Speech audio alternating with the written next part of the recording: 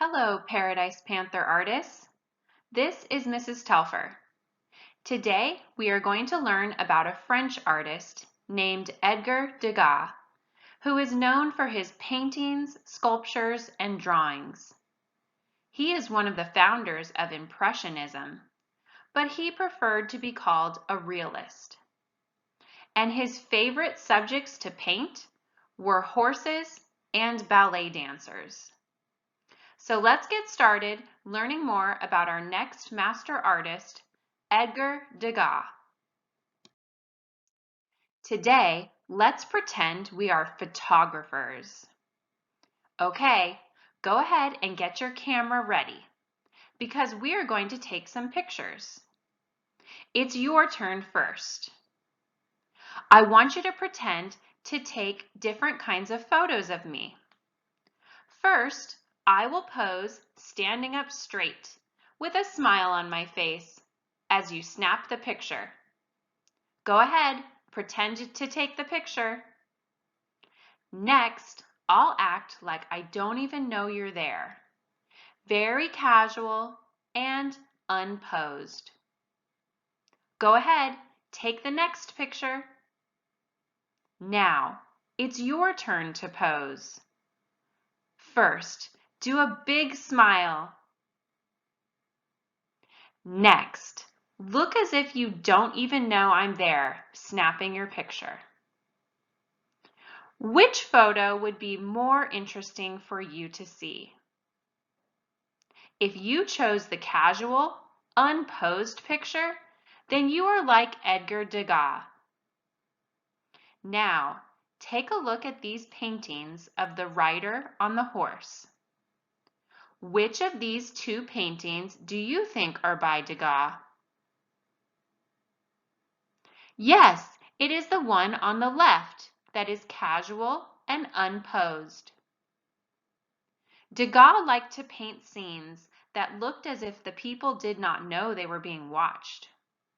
So when we see his paintings, we feel as though we just happened to look in at an unexpected moment. Before we peek in on some of those scenes, let's peek in on Edgar Degas and see what he looked like. Degas was born in Paris, France.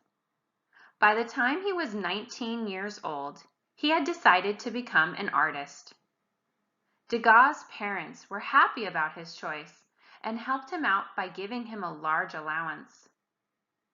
Let's look carefully at this self-portrait to find out what kind of a man Degas was. Does he look serious and hard-working? Yes, you're right. Degas took his work very seriously. He always put art first in his life. He lived alone so he could work without interruptions. Degas spent many hours painting, but especially drawing to get ready to paint. He was part of a group of artists called the Impressionists, who were changing the art world of Paris with their new ways of painting. As we look at his artwork today, we will discover some of Degas' drawing secrets that we can use as artists too. Do you like horses? So did Degas. Have you ever been to a horse race? Degas loved to go to the racetrack.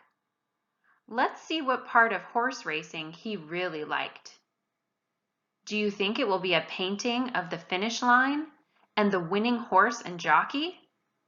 Let's find out. First, Degas went with his sketchbook to the racetrack and drew the riders and horses in action. He was very good at showing the action of horse racing. He took his sketches home to his art studio, and there he worked on his paintings.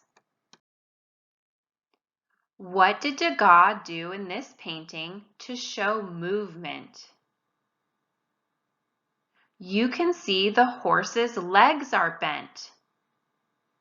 Can you photographers tell me whether this is a posed or an unposed painting? Yes, it is unposed. Degas liked to go to the horse races with his friends, but not to watch the races. Photographers always take a careful look at how things in a picture are put together.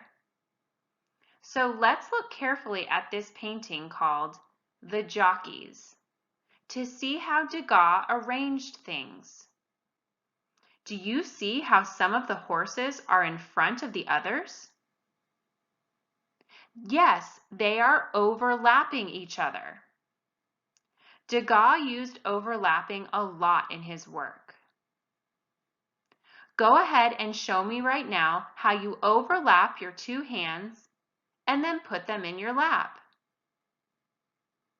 Very good. That is an example of overlapping. Now, I want you to picture a fast horse race and a ballerina dancing. What do both racehorses and ballerinas have in common that interested Degas? It is their movement. And that's one of the reasons horse racing and ballet were his favorite things to paint. Will our next artwork show movement? Let's see.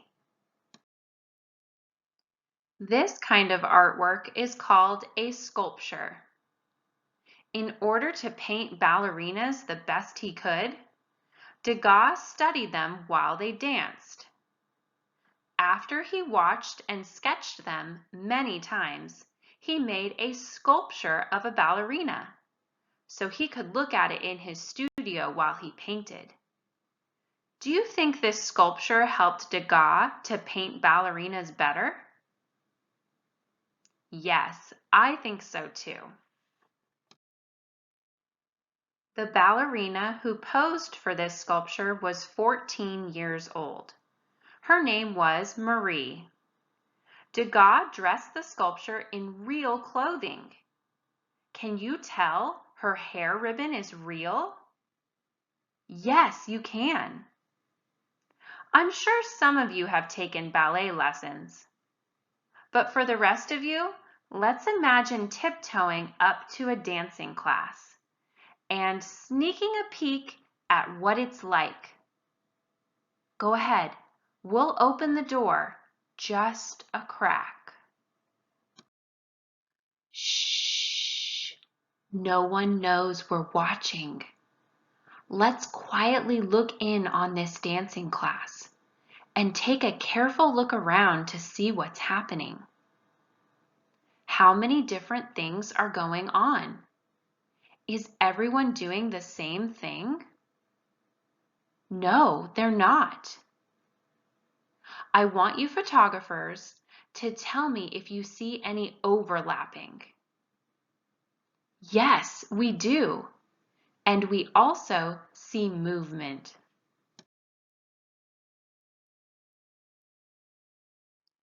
I have another question for you photographers. Are all the ballerinas standing the same distance from the front of the room? No, they're not. How can you tell? Well, some ballerinas are close and some are farther away. When things are far away, they seem smaller, unclear, or blurred. When things are close to us, we can see them more clearly and they seem larger.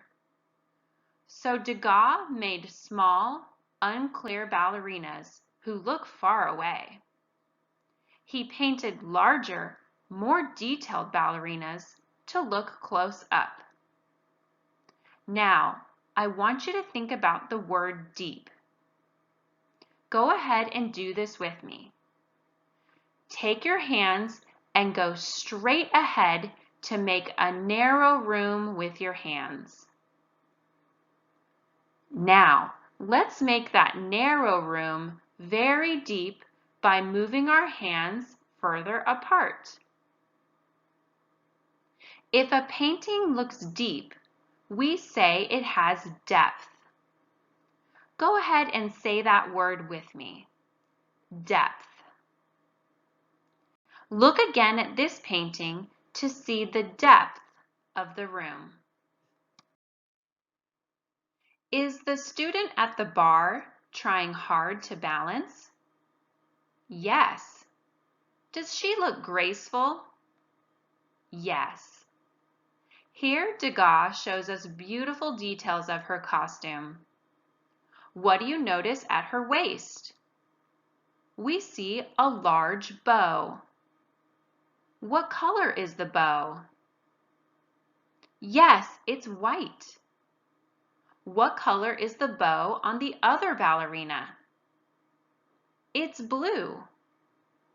Ballerinas wore different colors of bows to show the different levels of their skill in ballet. How does karate show different skill levels? The belts have different colors as well. Do you think ballerinas are proud of the bows they wear? Yes. They come in many pretty colors like blue, green, red, and yellow, as well as white. You will be choosing a bow color in your art activity with Mr. Tyler. As we explore this painting, can you sit like the woman you see here? Great job. Does she look posed or unposed? Yes, she is unposed. Do you think she's bored or excited? I think she looks bored. What else catches your attention in this painting? Well, we see many flowers right next to the woman. Degas is called an impressionist painter. But unlike other impressionists, Degas only would paint indoors. He would sketch horses and jockeys outside, but he would paint inside his studio. Next, you will notice a big change in Degas' artwork. After Degas had been painting for quite a while, he began to lose his eyesight. Wouldn't that be a very sad thing to happen? He gave up using oil paints and started using soft chalk pastels. Pastels are used in sticks like colored chalk. Oil paints are good for painting detail, but pastels are not. Degas found that with pastels, he could leave out the details that he couldn't see. He drew with thick lines, with bright colors, and was able to work much faster than with oils. Let's compare the pastel faces with an oil-painted face. Looking at these two pictures, go ahead and point to the pastel face. How did you decide? You can see with pastels, there are thicker, blurry lines and bright colors. By the time Degas was about 70 years old, he was almost completely blind. He would use a cane to walk the streets of Paris. Still, he wanted to work, so he started to do more sculptures. How would it be easier for a blind artist to do a sculpture? Well, he could feel the artwork. He made sculptures of the same things he loved to paint. And what two subjects would that be? Yes, dancers and horses. Which one would be your favorite? If you like ballet best, go ahead and raise your arms over your head, touching your fingers together like a dancer. If you like horses best, go ahead and pretend you are riding a horse, bouncing up and down while holding on to the reins. I think Degas would love to see how you all enjoy the same things he spent his life drawing and painting. Here's a final look at the art words that we learned today for our master artist, Edgar Degas. You've been such good photographers and listeners today. You did a great job in recognizing how Degas used depth, movement, and overlapping in his paintings. Now you can try it in your own artwork with Mr. Tyler. I will see you next time, Paradise Panther artists.